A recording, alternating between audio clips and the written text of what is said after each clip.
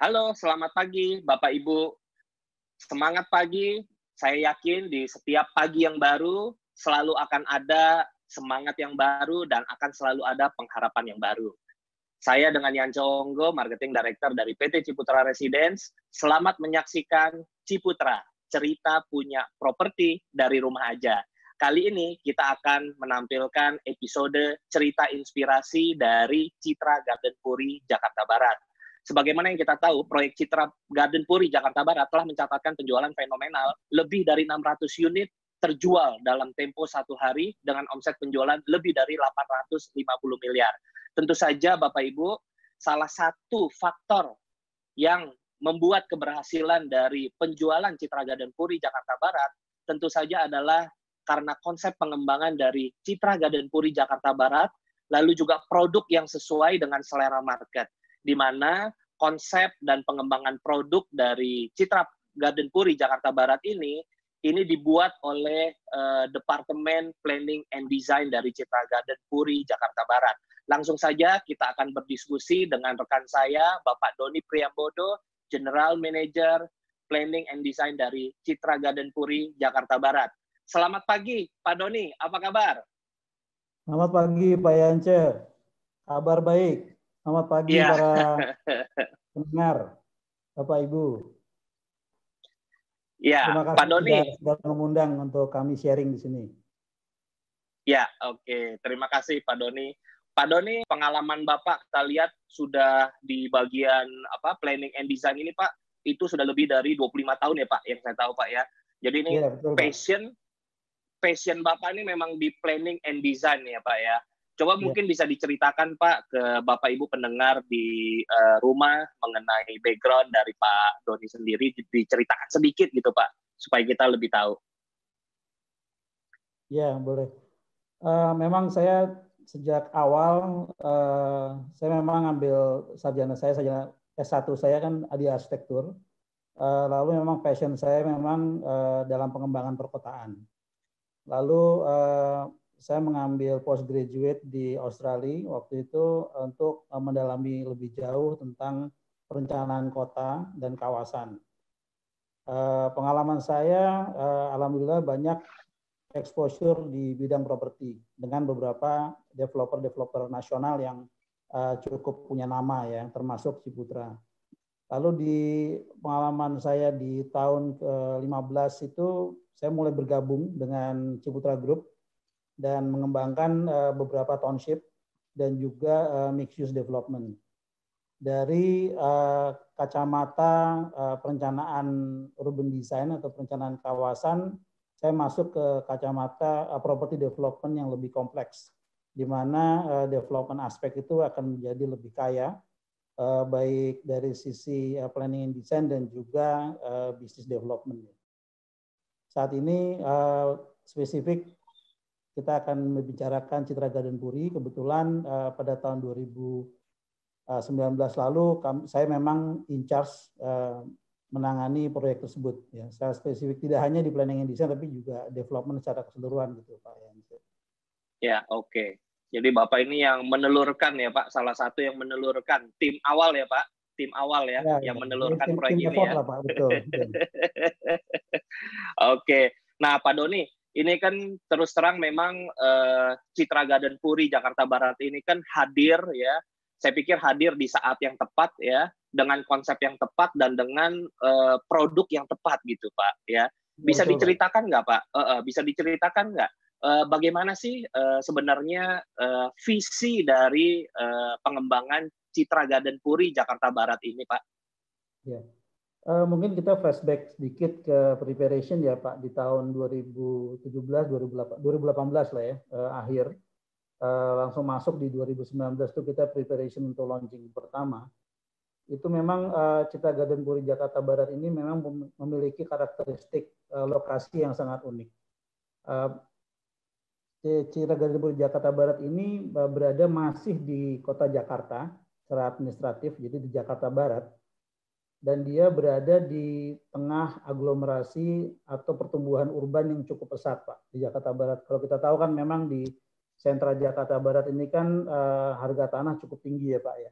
Jadi last piece of land dari Ciputra di Jakarta ini memang sangat menarik untuk digarap lebih lanjut. Lalu pada saat di awal mula proyek ini dari kami memang mempertimbangkan pertama adalah karakter dari lokasi, lalu yang kedua adalah target market, Pak. Jadi tahun 2019 itu kita melihat target market yang paling menarik untuk disasar itu memang anak muda, Pak. Jadi milenial sih, Pak. Milenial, tapi ya bisa bilang milenial, tapi kita bilangnya lebih ke arah mature milenial atau milenial yang mapan ya, Pak ya. Karena kita tahu kan harga tanahnya pasti tinggi, Pak. Ya, harga tanah tinggi. Lalu itu mature milenial kita bilangnya, udah mapan. Lalu kalau lihat dari karakter lokasinya sendiri itu sangat memiliki kekuatan. Jadi aksesibilitasnya sangat mudah ya untuk ke jalan tol menuju pusat kota. Lalu jaraknya ya relatif cukup dekat, Pak, sama pusat-pusat aktivitas kayak shopping mall, sarana kegiatan, sarana kesehatan, pendidikan, ibadah itu sudah tersedia lah, nggak jauh lah, mungkin bisa dibilang 10-20 menit bisa tercapai. Dan tapi lagi-lagi constraint-nya adalah harga tanah yang cukup tinggi, Pak. Dan kalau kita mau sasar target milenial, di sini kan ada faktor affordability pastinya.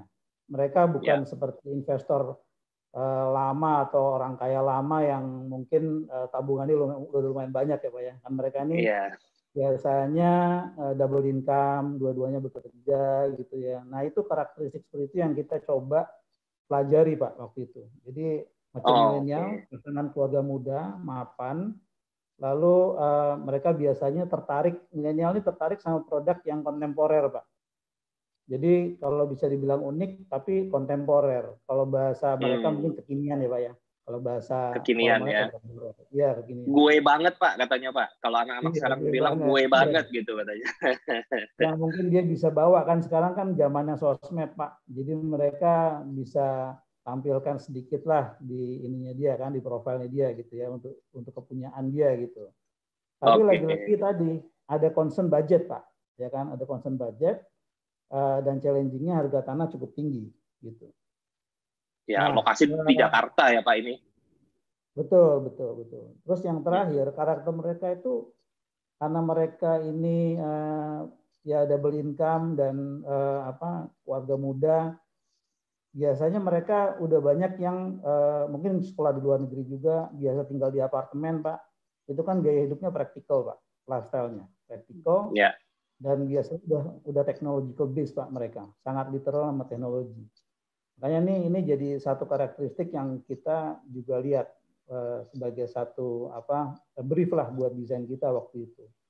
Jadi kalau bisa diformulasikan ini melihat pertimbangan-pertimbangan tadi dari manajemen mengarahkan kita membuat hunian yang compact, Pak. Jadi compact home atau compact house yang berada di dekat pusat kota. Saya nggak bilang di pusat kota, tapi dekat dengan pusat kota. Lalu dilengkapi dengan kemudahan services, Pak.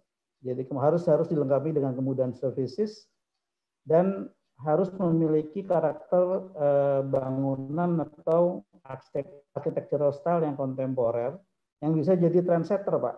Kalau bisa ya, bisa menjadi trendsetter nantinya gitu. Nah, lalu mungkin kita bicara itu awalnya, Pak. Visinya itu di situ, Pak. Visi dari pengembangan ini. Visi dari pengembangannya ya, Pak ya. Jadi dilihat dulu analisa marketnya ya, Pak ya. Betul. Ya, case-nya, Pak. Ya, gitu. Lalu kalau kita mau lanjut, Pak, dari visi tadi, kita terjemahkan dalam bentuk konsep pengembangan. Jadi development konsepnya seperti apa sih? Biasanya ada dua level, Pak. Ada planning strategi dulu, lalu ntar masuk ke desain strategi. Nah, planning strategi di sini kita melihat constraint juga, Pak, yang ada di lapangan. Jadi misalnya contohnya government regulation, Pak. Kalau kita lihat tadi hunian compact ya, Pak ya, itu masih bisa diterjemahkan dalam bentuk apartemen kan, Pak. Ya. Nah, di daerah Jakarta Barat memang sudah banyak tumbuh apartemen, Pak, di sana. Tapi di sini kita dapat tantangan bahwa regulasinya hanya membolehkan kita membuat landed house, Pak. Di situ. Ya. Maksimum 2 lantai, Pak. Maksimum 2 lantai. hanya sebagian porsi kecil yang bisa 3 lantai, tapi kita rasa 2 lantai itu cukup challenging. Nah ini challenge satu lagi Pak, jadi harus landed 2 lantai, affordable, harga tanah tinggi Pak waktu itu. Iya, challenging ya. Iya, challenging sekali gitu, dan harus affordable target marketnya. Lalu kita pelan-pelan kita coba, kalau dia compact, berarti bangunan kan sizingnya nggak bisa besar Pak. Luas tanahnya nggak bisa besar, luas bangunan nggak bisa besar. Cuman mereka ini keluarga muda yang nantinya akan tumbuh juga, gitu kan. Mungkin anaknya baru masih kecil, gitu ya Pak ya. Dan kita mesti cari sizing yang tepat, yang masih habitable, yang masih nyaman, homey untuk ditinggali, tapi juga affordable. Lalu kita strategi selanjutnya di taraf planning itu kita pikir kita harus mempromot outdoor lifestyle dengan menyediakan open space atau ruang terbuka hijau yang cukup besar. Karena compact house ini harus didukung sama ruang luar yang nyaman, Pak. Supaya mereka mendapatkan plus point added value. Tidak hanya, kan takutnya kan kalau rumah terlalu compact di dalam, mereka nggak ada space, extended space living di luar kan agak kurang homey kan Pak. Jadi 15% dari kawasan ini yang kita develop sekitar 17-18 hektar ini kita dedikasikan untuk open space Pak, untuk ruang terbuka hijau. Jadi kita mempromot outdoor and healthy lifestyle Pak di situ. Itu satu brief ya. Lalu yang kedua, rumah itu harus sehat dan harus hemat energi karena ada faktor tadi Pak, ada faktor affordability dan secara operasional dia harus meringankan secara ekonomi kan Pak, karena ini keluarga muda gitu. Dan selanjutnya di taraf planning strategi kita for practicality-nya. Jadi tadi kan mereka senang practicality itu Pak.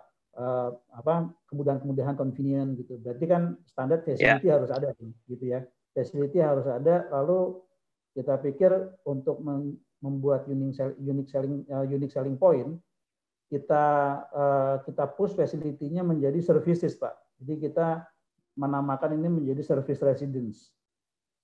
Service residence di sini tidak hanya fasilitas standar yang biasa developer kasih kayak misalnya community building atau clubhouse, tidak. Tapi services yang benar-benar menyentuh ke kebutuhan mereka. Karena mereka ingin kemudahan, berarti contohnya ya Pak ya untuk keluarga muda ini biasanya kan mereka sulit cari tukang untuk benerin rumah kayak gitu Pak, yang hal-hal praktis seperti itu. Lalu mereka banyak yang sudah secara online butuh di serving dari luar misalnya online food atau apa ya untuk services gitu ya. Itu kita provide dengan concierge services Pak. Lalu family clubhouse sudah pasti kita harus jadikan sesuatu yang sudah included Pak, family clubhouse. Terus convenience store sudah pasti Pak. Itu harus ada di dalam kompleks Pak. Jadi mereka nggak perlu keluar dan tidak perlu menggunakan kendaraan bermotor untuk mencapainya.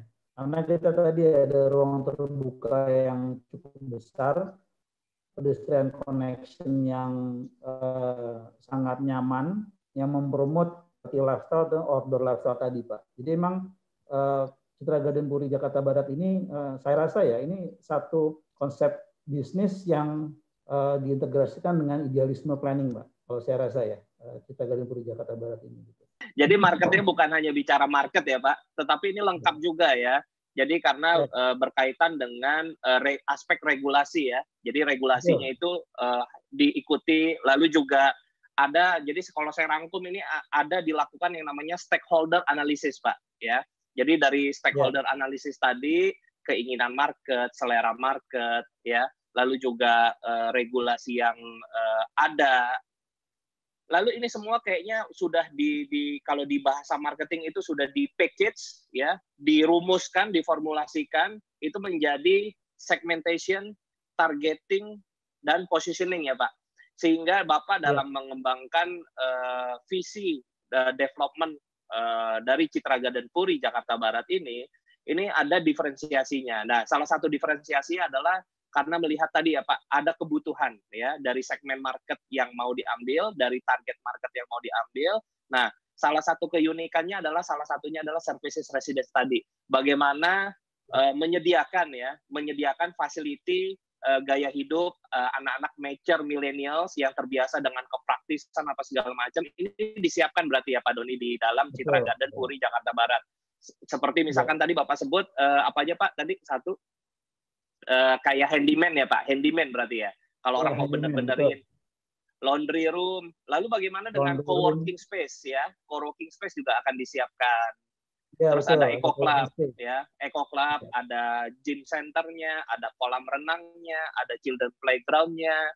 Nah, lalu saya tertarik lagi Pak Doni bahwa di Citra Garden Puri Jakarta Barat selain ya memang terkenal dengan konsep yang unik yaitu adalah services residence. Ini saya mau kupas lagi dari sisi tampak muka, ya. Bagaimana waktu itu Pak Doni itu bisa melihat selera market ya, di mana selera market saat itu terus terang rumah pada umumnya kan atapnya terus terang atapnya mungkin atap pelana ya yang secara umum ada ya, atau atapnya atap limasan misalkan. Tetapi kalau desain di Citra Garden Puri Jakarta Barat begitu tampil ini kan tampil beda Pak Doni, ya kan? Tampilnya beda gitu. Kalau orang bilang lu nyeleneh nih ya, tapi nyelenehnya ini nyeleneh yang disukai gitu sama market ternyata ya. Nah, boleh diceritakan nggak bagaimana sih asal muasal ya setelah tahu nih target marketnya ini uniknya maunya disediakan services residence landed ya, di mana kita tahu di Jakarta hari gini banyak lah kalau apartemen. Tetapi kalau bicara rumah ya tentu saja suplainya terbatas ya, dan ini ada 18 hektar lokasinya di Puri lagi ya, dekat dengan CBD Puri, dekat dengan akses tol dan dekat dengan KRL ya, komuter line Kalideres ya. Jadi bagaimana pada saat waktu itu mendapatkan inspirasi Pak mengenai desain produk ya, yang kita bisa bilang ini desainnya adalah desain progresif ya Pak. Nah, dari mana sih Pak inspirasi desain progresif kala itu yang mau ditampilkan di Citra Garden Puri Jakarta Barat Pak Doni? Silakan. Ya. Thank you Pak. Jadi kita mungkin setelah tadi di planning strategi yang agak makro, kita masuk ke desain strategi Pak, ke produknya sendiri. Memang kalau bicara fasad Pak, architectural style, kita bicara tidak terlepas dari programming dari produk itu sendiri. Jadi kita melihatnya 3 dimensi Pak. Tidak hanya 2 dimensi fasad, tapi kita juga melihat bentuk keseluruhan bangunan itu dalam membentuk dan menata ruangan-ruangan di dalamnya Pak. Gitu. Ya. Jadi setelah tadi planning strategi kita jabarkan, kita membuat desain kriteria untuk produk-produk ini, Pak. Tergantung dari berdasarkan dengan target market tadi dan juga dengan karakteristik dari lahan tadi, Pak. Yang kita bilang bahwa kita tadi kan visinya bikin compact house, Pak. Size-nya nggak boleh terlalu besar ya kan, supaya affordable gitu, Pak. Cuman harus habitable juga gitu. Nah, kita set kemarin bahwa rumah ini nih minimal nih harus 3 kamar Pak, 3 bedroom dengan segala macam size-nya. Untuk produk yang baru ini kita buat agak cukup besar. Sebelumnya yang launching pertama kan kita ada lebar 5 Pak, itu lumayan tight tapi juga masih sangat nyaman untuk tinggali. Nah di sini kita untuk yang produk kali ini land size-nya di 7 kali 15 dan 8 kali 15. Itu minimal harus ada 3 kamar dan 2 kamar mandi di lantai bawah dan lantai atas. Jadi kita bikin 2 level rumahnya ya, 2 lantai. Dan kalau kita lihat karakter dari end user nantinya, itu mereka pasti membutuhkan 2 mobil Pak, 2 carport itu udah pasti. Jadi kita memang menyiapkan carport udah pasti harus ada 2. Lalu room size-nya tidak boleh lebih kecil dari 7 sampai 8 square meter, Pak. Sizing-nya kalau dari size mungkin bisa 3 kali 2,5, 2,9 kali 3,5 gitu, Pak. Jadi di range itu. Jadi itu untuk standar room. Jadi kalau untuk master bedroom harus lebih besar lagi. Dan karena ini compact, size secara horizontalnya dia harus didukung dengan size secara vertikal, ruang secara vertikal. Jadi high ceiling itu penting, Pak. High ceiling untuk memberikan feel kelegaan, spacious feeling, Pak. Gitu. Dan juga karena ini compact house, berarti yang tadi saya bilang kita kan sudah invest di open space di luar, Pak. Jadi bukaan terhadap ruang luar itu penting, Pak. Kalau bisa di beberapa produk yang mungkin di strategic location itu harus dapat panoramic view, Pak. Keluar ya. Nah, setelah kita mendapatkan programming dan brief kriteria dari dari ruang dalamnya, lalu kita bentuk architectural style-nya, Pak, secara keseluruhan, secara 3 dimensi. Tadi kita tahu milenial senang yang kontemporer ya, Pak ya. Jadi yang unik dan kekinian lah gitu ya. Lalu kita kemarin coba melihat searching for emerging design style, Pak, emerging. Jadi kalau emerging di sini nih belum pasaran biasanya, Pak. Jadi baru dipakai oleh beberapa individual house dengan karakteristik lokasi yang mirip dengan Cete Garden Puri. Saya lihat. Jadi dia bukan di lokasi yang sangat mahal, tapi dia juga harga tanahnya udah tinggi, gitu Pak. Yang menyebabkan dia harus berada di compact location, Pak, gitu. Kemarin kita dapatkan di tempat yang lumayan punya prestisius ya, seperti di Puri sendiri. Jadi nggak jauh dari lokasi itu di Puri. Kita lihat ada individual house yang punya menggunakan style yang mengadopsi satu style modern, Pak. Lumayan progresif saya lihat itu. Jadi dan ada kemiripan juga di daerah Jakarta Selatan di sekitar daerah Cilandak, Pak, Simatupang, CBD Simatupang. Jadi dekat sama Central Business District Simatupang, Pak. Kan di daerah Cilandak itu kan juga tumbuh townhouse, Pak, di sana. Lalu di Bintaro juga sudah mulai keluar juga. Ini desain stylenya lumayan menarik. Kita lihat karakternya itu dia simple, jadi simplicity, progresif, dan kelihatannya dia bisa dibuat style yang timeless, Pak. Jadi tidak boring, Pak. Jadi nggak gampang membosankan lah nantinya.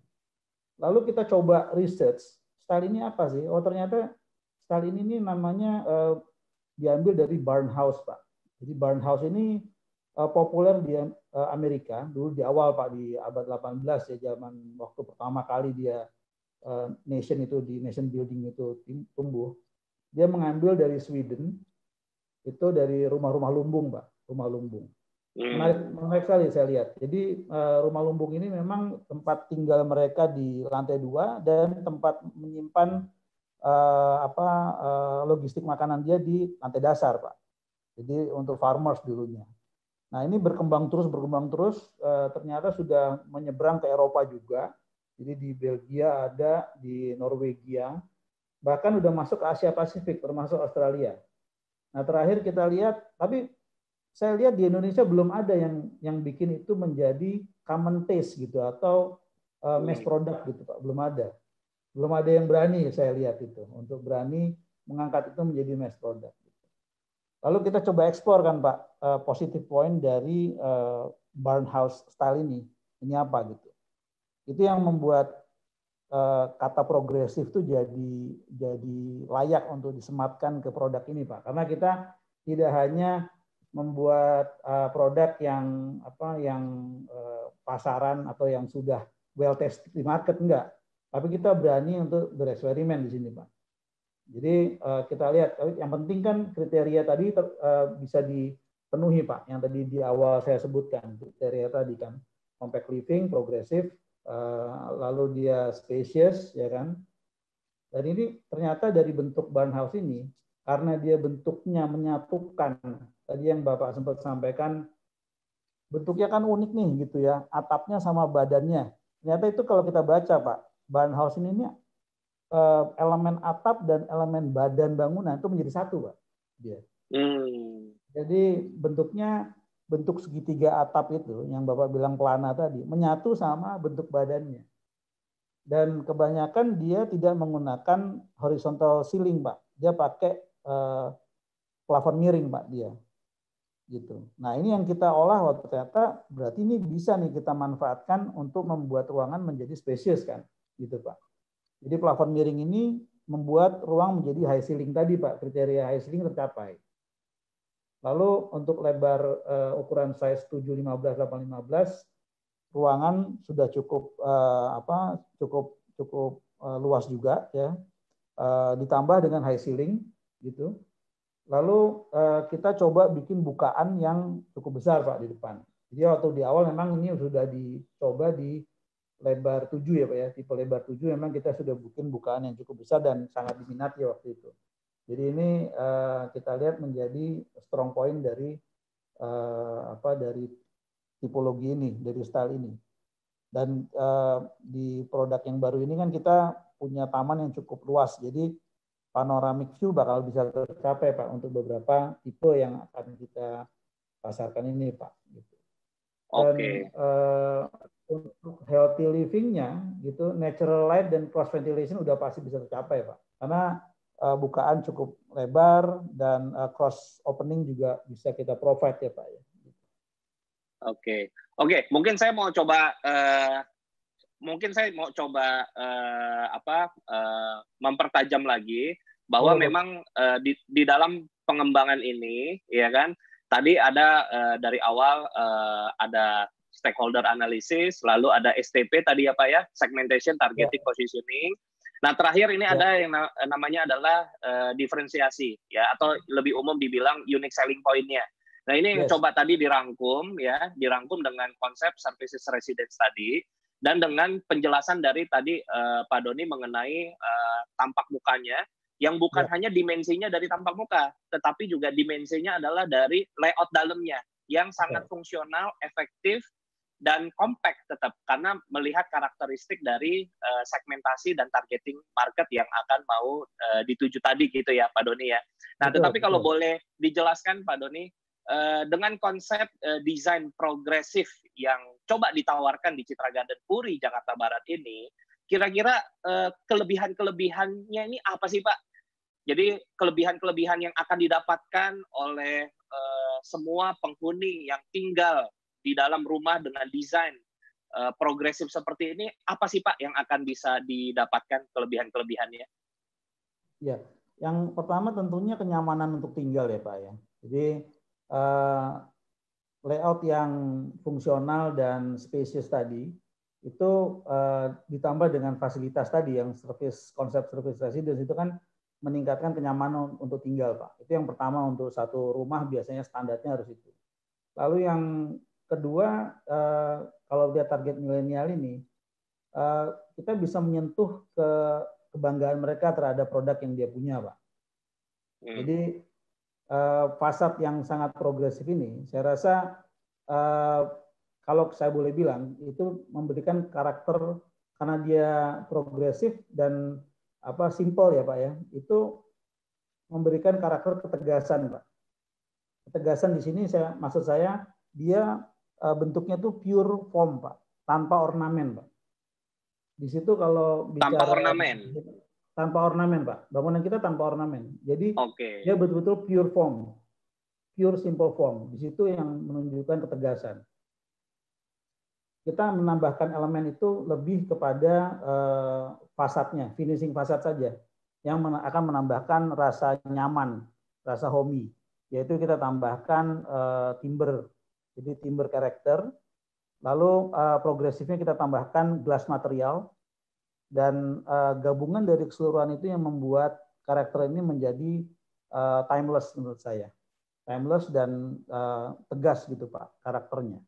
Dan beberapa meyakini Pak, jadi dari bentuk yang segitiga ini yang lebih menguatkan shape triangular form ini, itu memang diyakini memiliki energi positif Pak. Jadi Feng Shui ini ya Pak Doni ya, dari sisi Feng Shui ini ya. Ya, ada yang bilang katanya Feng Shui, tapi beberapa kan nggak percaya Feng Shui. Tapi energi positif ini penting, Pak. Jadi chi positifnya terlihat, Pak. Jadi ada energi positif yang kalau saya pribadi melihatnya, ya ini mungkin sedikit subjektif Pak ya, nggak apa-apa ya Pak ya. Jadi nggak apa-apa. Itu simbol dari progres Pak, dari kemajuan. Progres. Karena, ke atas ya Pak. Ya, jadi keluarga muda ini kan membutuhkan injeksi optimisme Pak ke depan. Jadi mereka tuh bisa mendapatkan bekal kan untuk melanjutkan kehidupannya gitu ke depan.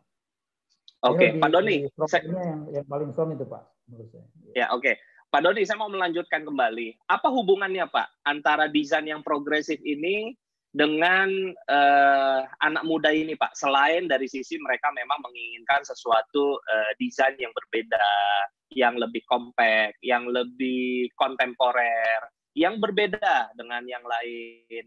Ya, emang apa sih Pak keterkaitannya? Mungkin bisa diceritakan dari sisi mungkin apakah lifestyle dari anak-anak muda sekarang yang katanya nih Pak Doni, katanya lebih mau menjaga lingkungan, ya, lebih aware terhadap lingkungan.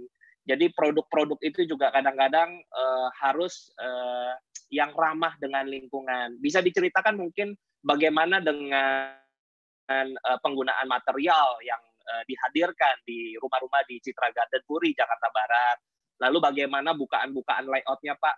Atau bagaimana, apa sih fungsinya dengan tadi yang Bapak bilang, dengan desain yang tidak ada hiasan di depannya, sehingga tidak ada bordernya, sehingga bukaan kacanya itu menjadi luas-luas, bisa diceritakan dengan detail, Pak? Ya, ya kaitan sama ramah lingkungan ya Pak ya. Memang kalau dilihat dari prinsip-prinsip desain yang sudah diterapkan tadi yang saya jelaskan di awal, itu otomatis tadi yang saya bilang dengan tipe barn house ini kan kita punya keuntungan untuk bisa bikin bukaan yang besar Pak. Jadi bukaan-bukaan jendela yang besar ini itu kita betul-betul kita maksimalkan supaya natural light itu bisa masuk. Jadi pencahayaan alami mengurangi penggunaan listrik, Pak. Jadi di situ hemat energinya terasa. Lalu di siang hari karena kita juga sizing rumah dan lahan itu masih memungkinkan kita mempunyai backyard, maka cross ventilation atau cross opening itu masih dimungkinkan, Pak. Jadi dari pintu depan, jendela, ke arah services, itu masih ada cross ventilation, baik itu di lantai dasar maupun di lantai atas. Jadi penggunaan air conditioning yang ya rata-rata dia membuat emisi karbon yang sangat tinggi dan menggunakan energi listrik yang tinggi itu bisa kita minimize, Pak. Nah, ini karakter produk seperti ini nih rata-rata emang jadi kayak apa ya? Jadi satu buat anak muda nih bisa dijadikan satu pride tersendiri Pak buat mereka. Kalau mereka punya produk yang green. Karena sejauh ini kan kalau dilihat dari angkatan babenya mereka kan respeknya kalau sama ini kan masih minim ya Pak ya. Belum terlalu kalau Bapak mungkin Bapak kan di marketing bisa paham ya Pak ya. Tapi anak-anak muda ini lain Pak. Dia memang concern sama bumi ya. Jadi mungkin udah terekspos. Jadi kita juga sebagai pengembang juga karena kita punya program eco culture kan. Jadi kita juga punya semacam punya obligasi lah untuk mengeducate juga gitu. Dan kebetulan mereka juga menerima gitu kan Pak.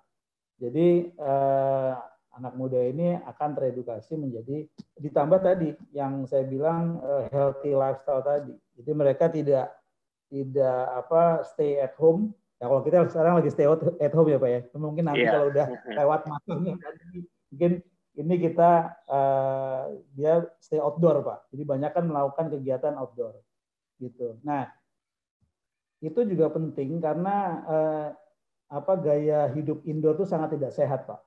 Jadi nonton TV, nyemil, itu larinya kan obesity, Pak. Jadi dengan kita di open space, ya kan, walaupun di rumahnya compact, membawa mereka outdoor itu sangat positif menurut saya sih buat anak-anak muda ini ya. Jadi generasi penerus memang harus diedukasi ke arah sustainable development. Jadi sustainability in planning, sustainability in property itu sangat menarik. Di samping kita juga mengeducate mereka untuk bisa berinvestasi kan di landed house ya. Kita juga dari sisi development dan itu kan juga pengen mereka membandingkan antara investasi di apartemen atau di landed house gitu. Kebetulan ini sesuai produk kita ini bisa mengajarkan ke arah sana Pak. Jadi mengedukasi investasi ke arah landed house. Ya, ini sesuai sebenarnya Pak Doni dengan konsep sustainable development dari company, di mana ada 3 nilai biasanya Pak Doni. Jadi ada people, planet, terakhir baru profit.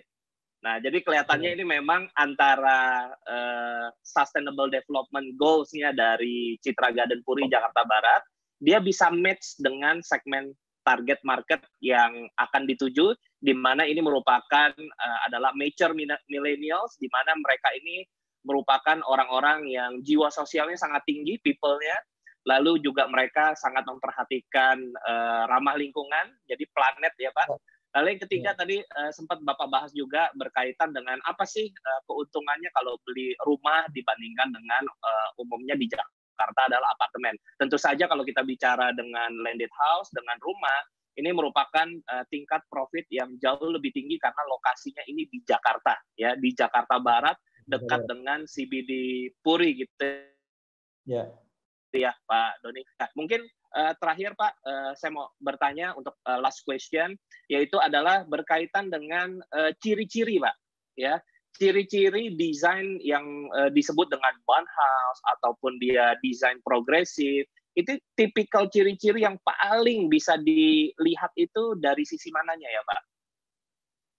Dari bentuk masanya Pak. Tadi yang saya bilang simplicity dari bentuk masanya yang berkarakter kuat tanpa ornamen. Jadi purity of form-nya tuh sangat kuat Pak, yang menunjukkan ketegasan dalam desain arsitekturnya Pak. Jadi itu yang sebenarnya secara progresif mengembalikan lagi kaidah-kaidah arsitektur modern Pak di saat ini ya, yang mungkin secara bentuk itu untuk mass production itu masih belum ada yang berani lah untuk bisa menawarkan gitu ke general market ya.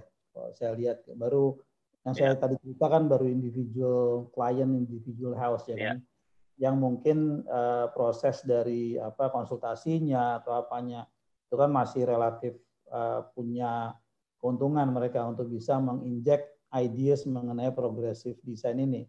Tapi kalau mass production, mass housing itu kan butuh keberanian juga Pak untuk bisa secara tajam membaca selera pasar gitu. Jadi itu yang saya lihat bisa dibilang ini kayak perfect product Pak. Kalau saya lihat sih perfect product yang ditawarkan oleh Ciputra Group ya.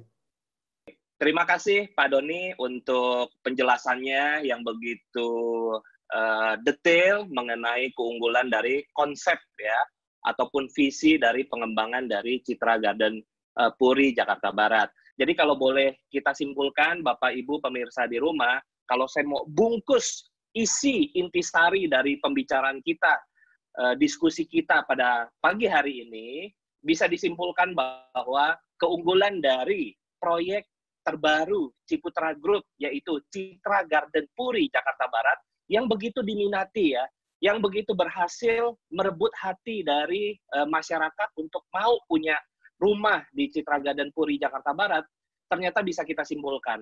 Yang pertama, tidak lain dan tidak bukan adalah karena pengembangnya adalah Ciputra Group. Ya, jadi saya rasa kalau pengembangnya bukan Ciputra Group, mungkin hasilnya akan berbeda.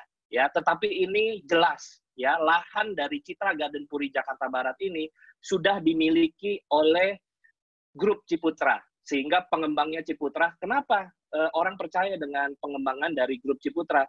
Karena grup kami Ciputra Group terbukti ya sudah sukses memasarkan dan membangun ya lebih dari 100 proyek di seluruh Indonesia bahkan di luar negeri. Sehingga kalau kita rasa memang track record inilah yang begitu mendapatkan kepercayaan dari masyarakat terhadap semua proyek-proyek pengembangan Ciputra Group. Lalu yang kedua kalau kita perhatikan, jadi lokasinya sendiri ini adalah di Jakarta. Jadi inilah yang membuat bahwa proyek Citra Garden Puri Jakarta Barat ini berbeda dengan pengembangan proyek-proyek properti lainnya. Jadi lokasinya ini di Jakarta, bukan di pinggiran Jakarta. Jadi tepat di Jakarta dan tepat strategis dekat dengan CBD Puri. Sebagaimana yang kita tahu, CBD Puri itu sudah dekat dengan ada mall, ada office, ada semua pusat-pusat lifestyle, dan tidak kalah pentingnya adalah yang ketiga kalau kita perhatikan, Citra Garden Puri Jakarta Barat memiliki aksesibilitas yang sangat baik ya. Jadi akses ini merupakan hal utama orang untuk mau memiliki atau membeli satu properti di satu kawasan. Citra Garden Puri Jakarta Barat memiliki akses yang sangat baik, yaitu melalui akses tol ya, tol Karangtengah. Hanya 5 menit ke tol Karangtengah. Lalu yang kedua adalah hanya 5 menit juga menuju KRL komuter line Kalideres. Jadi lokasinya ini begitu baik, begitu aksesibilitasnya juga sangat baik ya. Lalu kalau kita perhatikan juga yang keempat, tadi disebutkan unique selling point-nya adalah services residence dengan desain fasad rumah yang progresif. Nah, lalu saya teringat kalau di marketing biasanya sebelum kita untuk memasarkan satu produk, kita udah harus tahu dulu segmentasi marketnya apa, targeting marketnya apa, positioning produknya seperti apa. Lalu yang keempat, yang tidak kalah penting adalah diferensiasi. Ya, diferensiasi. Jadi Citra Garden Puri Jakarta Barat sudah memiliki diferensiasi yang disesuaikan dengan tadi segmentasi market, targeting, dan positioning produk yang pas, di mana target marketnya adalah mature millennials yang menyukai kemudahan, yang menyukai semuanya serba ada, yang menyukai boleh dibilang desain-desain tampak muka yang kontemporer, ya, yang baik, yang bagus, yang berbeda. Jadi sehingga kalau dijelaskan tadi, services residence adalah memiliki fasilitas-fasilitas layaknya seperti di apartemen, seperti laundry room, lalu juga handyman, lalu juga ada storage room, lalu disiapkan juga ada eco club-nya, lalu juga ada concierge ya, ada concierge-nya juga. Nah, hal-hal seperti ini adalah memiliki kemudahan-kemudahan di dalam kita memiliki satu rumah dengan fasilitas services residence, tetapi boleh dikatakan semua keunggulan ini adanya di kawasan perumahan, ya. Lalu yang berikutnya yang tidak kalah penting adalah ini produknya yang kelima ya. Ini produknya adalah rumah, ya. Rumah landed dengan harga yang terjangkau. Kok bisa di Jakarta rumah harganya terjangkau? Ini dikarenakan inovasi dari grup kami Ciputra Group di proyek Citra Garden Puri Jakarta Barat karena desainnya compact, ya.